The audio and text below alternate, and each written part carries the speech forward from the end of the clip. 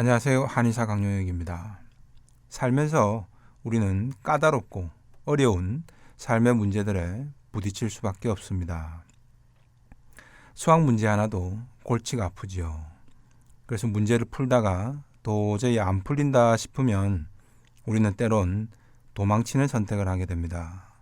물론 이것도 단기적인 자기 보호입니다. 안 그러면 머리가 아프고 괴로우니까요. 하지만 꼭 풀어야 할 문제라면 어떨까요? 직면할 것이냐, 다시 도망갈 것이냐, 갈등의 기로에 서게 됩니다. 이때도 머리가 아프다, 속이 안 좋다라는 식으로 또 다른 명분을 찾기도 합니다. 그러나 이런 식으로 도피하는 것만으로는 아무것도 해결되지가 않습니다. 계속해서 도망만 치려 하면 내 내면에서는 이것이 진짜 힘들다라며 계속 쫓아옵니다. 검사를 해도 원인이 없다고 하고 치료를 받아도 호전이 잘 안 되는 병들은 대체로 이런 갈등 때문에 발생하게 됩니다. 현대인들이 호소하는 우울, 불안, 분노의 양상은 물론이고 이로 인한 2차적인 신체 증상들도 실제로는 전부 가면을 쓰고 있다고 볼 수 있습니다. 진짜가 아니란 거죠. 언뜻 인식되는 것들은 대부분 깃털일 뿐이고 몸통은 전부 가려져 있다는 겁니다. 이런 몸통 속에 숨어 있는 진짜 원인인 내 삶의 갈등을 해결해 주지를 않으니 계속 쫓아오는 겁니다. 내 갈등을 해결해 달라는 일종의 시위이자 호소를 하는 겁니다. 이를 모른 채 마치 몸의 문제로만 착각하기가 쉽습니다. 그래서 검사받고 치료해도 내적 갈등이 전혀 해소되지를 않으니 계속 몸과 마음을 괴롭히는 겁니다. 이런 상황일수록 도망만 칠 것이 아니라 나의 내면의 목소리에 귀 기울이고 자신과의 대화를 통해서 진정한 해결책을 찾아 나가야 합니다.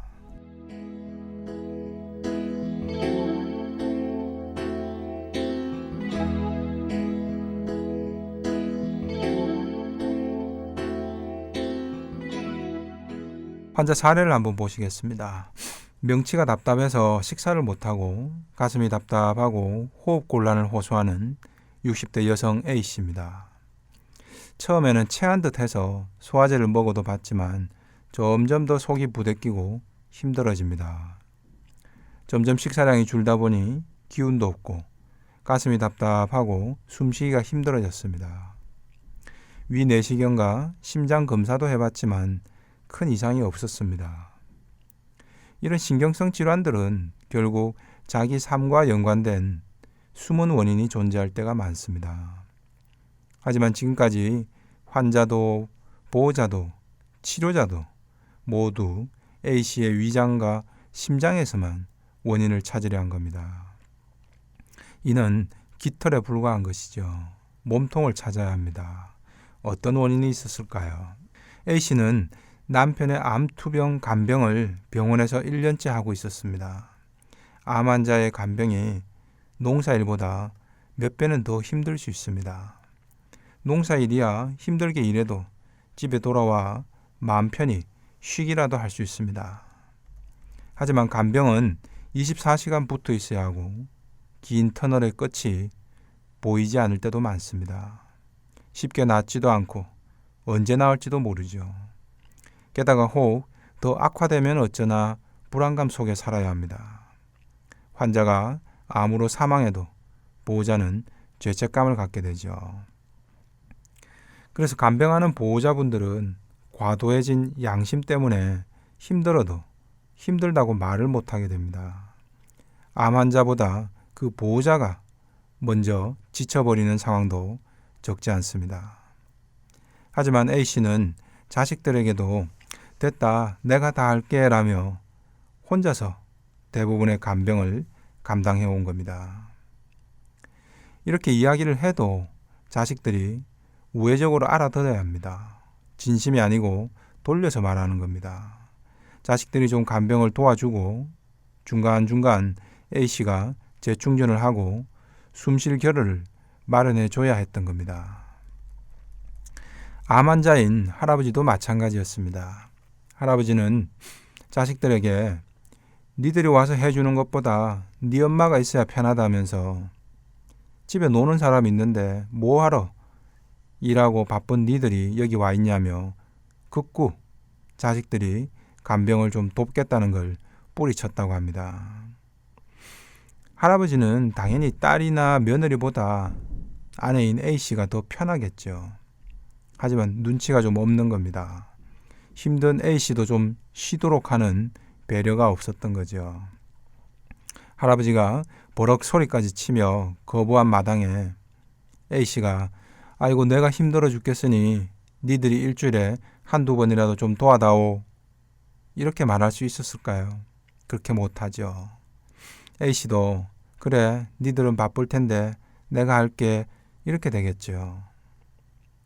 결국 A씨가 1년 내내 힘들다 말도 못하고 견디만 온 겁니다. 특히 A씨처럼 태음이는 예를 타고 나서 인륜이 강한 체질이다 보니 자신이 옳다고 생각된 것이 있어도 상대가 원하면 상대의 방식에 그냥 맞춰주려는 기질이 강합니다.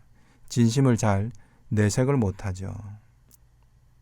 너무 힘든 게 있어도 지금까지 하나를 참고 맞춰줬으면 그 기억이 있어서 지금 와서 또 하나를 더 해달라고 하는 상황이 돼도 그걸 거절을 잘 못합니다.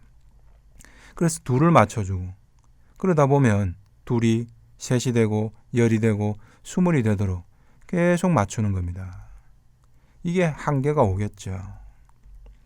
그런데 그런 한계에 부딪혔는데도 태음인들은 또 참으려고 하는 겁니다. 태음인의 장기는 참는 겁니다. 견디는 거죠. 그래서 유독 더 한이 많은 체질입니다. 그래서 또 표현을 못하는 거죠. 이런 과정에서 태음인은 결국 자기 자신마저도 속여버립니다.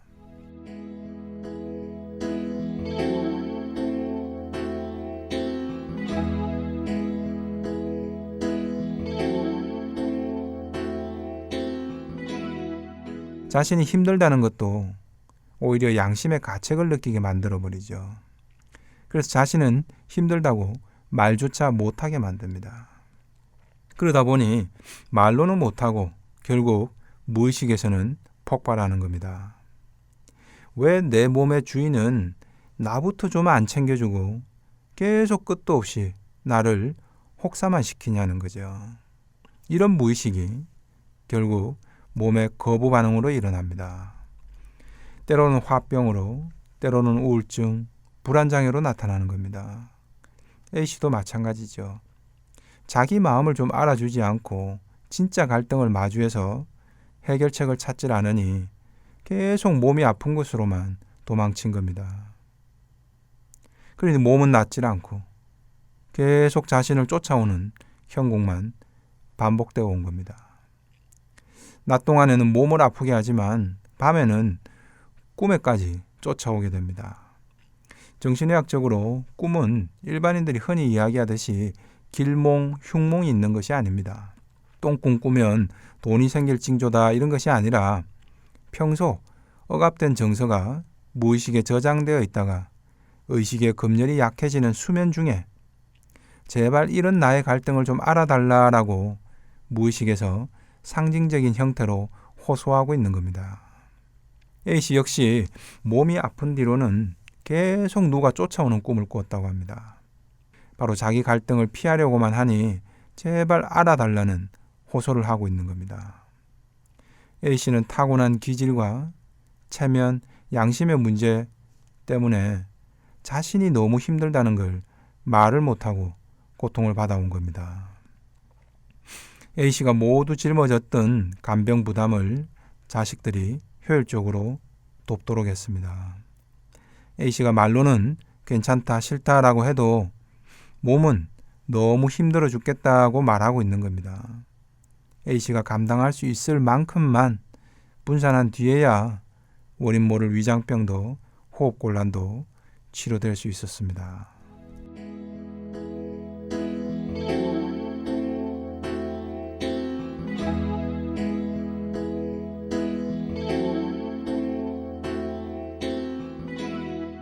자, 이번 사례도 자신의 진짜 갈등으로부터 계속 도망만 치다 보니 병이 잘 낫지 않았던 경우입니다. 그동안 크게 아픈 곳 없던 중년 여성 B씨는 갑자기 심한 두통이 생겼습니다. 근데 치료를 해도 효과가 없고 또 두통 걱정 때문에 불면증과 소화장애, 식욕 저하가 연이어서 생겼습니다. 체중이 줄고 온몸에 기운이 하나도 없어 가사일도 할 수 없게 되었다고 합니다. 도대체 왜 날벼락 같은 이런 불행이 닥친 걸까요? B씨는 어느 날 피부과에서 보톡스 주사를 맞는 순간 머리가 찡 하고 울리면서 두통이 생겼답니다. 근데 그때 이후로 두통이 사라지지 않는다는 겁니다. 대학병원 신경과까지 가서 여러 검사도 받아봤지만 아무 이상이 없었습니다. 하지만 B씨 입장에선 평소 전혀 없던 증상이 주사 맞던 상황에서 생겼고 그 뒤로 지속되는 증상이니까 이 모든 건 주사 때문이라고만 생각되는 겁니다. B씨는 의료사고라는 생각에 분노가 생겼고 그 분노를 해소할 길이 없어 불면증에 식욕 저하가 생긴 것이라고 확신하고 있었습니다. 피부과와 그 시술을 권한 동네 지인에 대한 원망으로 가득 차 있었습니다. 언뜻 사건 발생 순서만 보면 인과관계가 딱 맞는 것처럼 보일 수도 있습니다. 하지만 시술 과정에서 따끔한 통증이 이렇게 1년씩 갈 정도의 두통을 계속 유발한 걸까요? 왜 환자는 두통이라는 감각적 불쾌감에 이렇게 집중하게 되는 걸까요? 이는 깃털에 불과한 겁니다. 진짜 몸통은 삶의 갈등으로부터의 도피일 가능성이 높습니다. 상담 결과 두통이 처음 발생할 무렵에 보톡스 주사를 맞던 무렵에 B씨는 몇 가지 답답한 에피소드들이 있었습니다. 사는 아파트가 너무 오래돼서 너무 인테리어를 새로 하고 싶었는데 그래서 견적까지 받았지만 경제적으로 너무 부담스러웠답니다. 결국 포기를 하면서 여기저기 낡은 집을 보게 되니 자신의 삶이 참 궁색해졌다는 비관적인 생각이 자꾸 들었다고 합니다. 하지만 돌파구가 없다고 여긴 겁니다. 게다가 남편은 곧 정년 퇴직까지 앞뒀다 생각하니 더 우울해졌다고 합니다. 나도 예전처럼 밖에서 좀 일을 해볼까라는 생각도 했지만 경력 단절 기간이 길어서 엄두도 안 났습니다. 그 무렵 또 대학 동창들로부터 연락이 왔습니다. 예전에는 내가 실력이 월등히 좋아서 늘 B씨가 이것저것 가르쳐주던 친구들이라고 합니다. 그런데 그 동창들은 이제 사회적으로 인정받고 잘 나간다는 그런 소식을 접한 거죠. B씨는 자기 집이 다 낡아 빠져서 집 수리할 비용도 없어 포기했는데 자신보다 한참 아래에 있던 동창들은 사회적으로 잘 나간다고 하니 더 대비되면서 좌절감이 심해졌던 겁니다. 하지만 내가 질투로 배가 아파서 괴롭다라고 인식할 수는 없는 거죠. B씨의 1년째 지속되는 두통을 유발한 것은 보톡스 주사 바늘이 아니라 바로 자신의 삶의 문제였던 겁니다. 탈출구가 안 보이는 내 괴로움을 주사 바늘이 들어갈 때의 찌릿한 통증에 다 투사해버린 겁니다. 울고 싶은데 뺨 때려준 격이죠. 전업주부로 살아온 건강한 삶을 못난 것으로만 인식하고 건강하게 잘 자라준 B씨의 아이들의 모습에서는 아무런 삶의 의미도 없다는 속단이 초래한 우울과 불안인 겁니다. 비록 낡긴 했어도 서울 강남에 아파트까지 소유했는데도 경제적으로는 추락했다고 여기는 겁니다. 바로 이 대목이 몸통인 겁니다.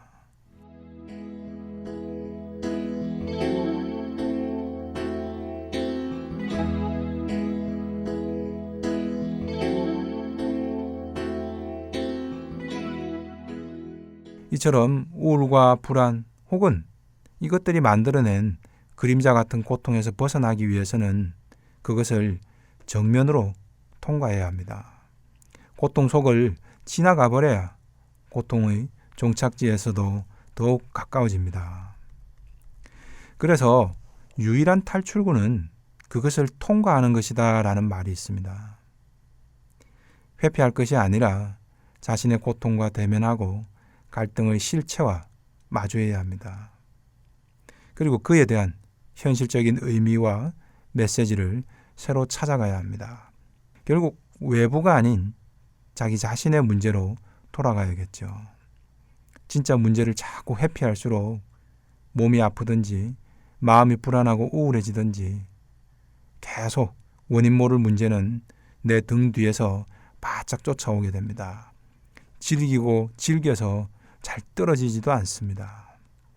하지만 자기 삶의 문제를 회피하지 말고 가짜가 아닌 나의 진짜 삶의 고통과 마주할 때 치유에 한 걸음 더 다가갈 수 있게 됩니다. 비로소 탈출구가 열리고 갈등도 사라질 수 있게 됩니다.